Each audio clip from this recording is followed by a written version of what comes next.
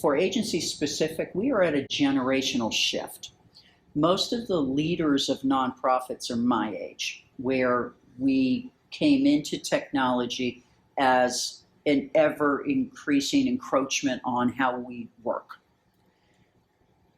But for many of our younger staff, their lifestyles are directed by their feeds, by their cell phones, and the agency structures need to catch up to where people consuming and delivering services are. So despite the fact that I really don't understand the technology, and I refer to it as you need to have dummy director conversations to help me understand it, every nonprofit director, it's incumbent upon him or her to propel their agency forward by embracing technology like the Purple app for domestic violence survivors, because it's about meeting victims where they are, serving their needs. It's not about the comfort or discomfort of leadership of nonprofit organizations. They have to innovate regularly and routinely to be relevant, because if agencies do not embrace technology broadly defined, and for us in victim services, the Purple app, pretty soon victim services and victim need are going to be like two ships passing in the night, because our services will not be relevant to the primary population we're trying to reach. But COVID was literally a lesson in, you have lemons, you've got to make lemonade out of it.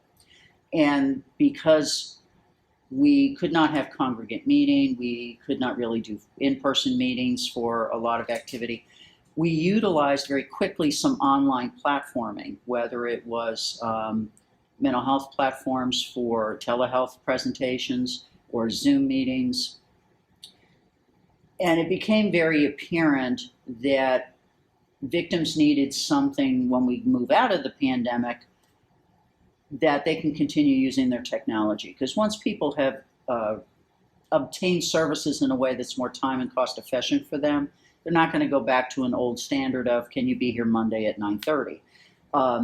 Especially for rural and remote counties where mass transit was hammered during the COVID pandemic for us. So people couldn't, if they didn't have their own car, they couldn't get places, they couldn't get to, the stores. There were so many things that were disrupted in rural and remote communities that delivery of services through the ubiquitous cell phone seemed to me to be the positive lesson we could take out of the pandemic, to innovate our services and actually promote autonomy for the victim. We talk about that all the time in victim services, about meet the vic where he or she is. They're driving, that the victim's driving the bus. Well, this technology actually manifests that to a reality.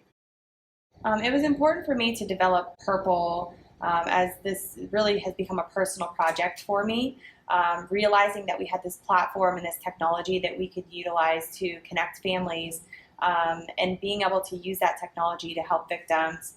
My sister is a survivor of domestic violence, and so I always knew that I wanted to give back in some way to that world, and being able to utilize the technology that we've developed in this healthcare space has really become a special journey for me.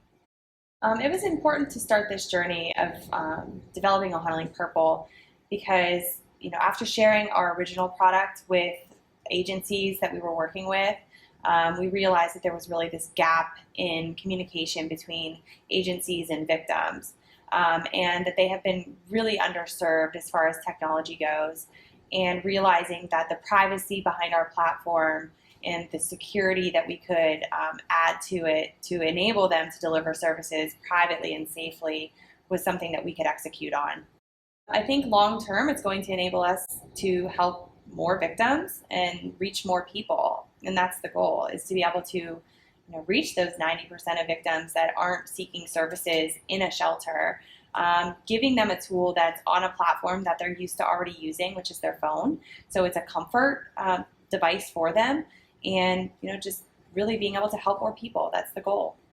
Make it safer for people to use in this environment. One of them is the trackless safety features, as we call it. It's kind of the leave no trace idea.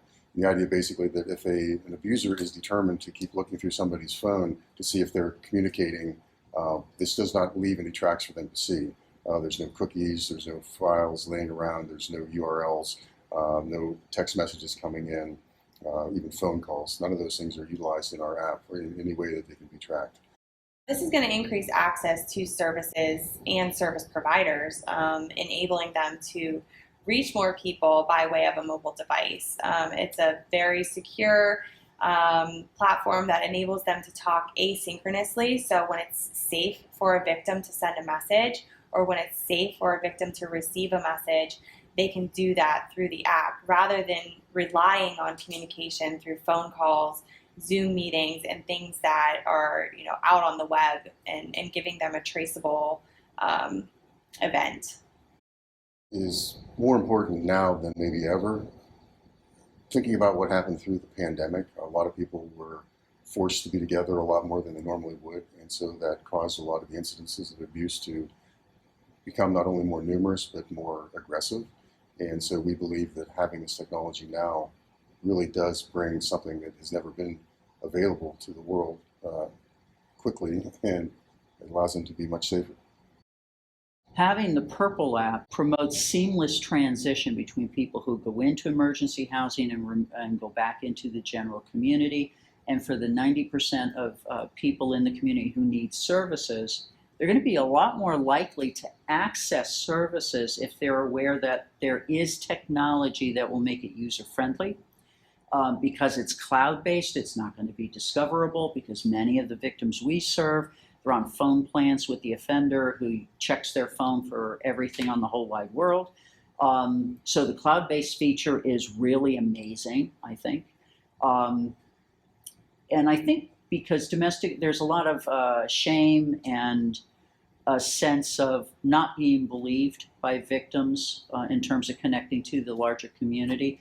This will help break down that barrier, particularly if there's a timely response on care coordination, working with law enforcement, particularly because for most victim service agencies, law enforcement is 24/7, just like victim service agencies are 24/7. So that timely, real-time response is the difference between life and death.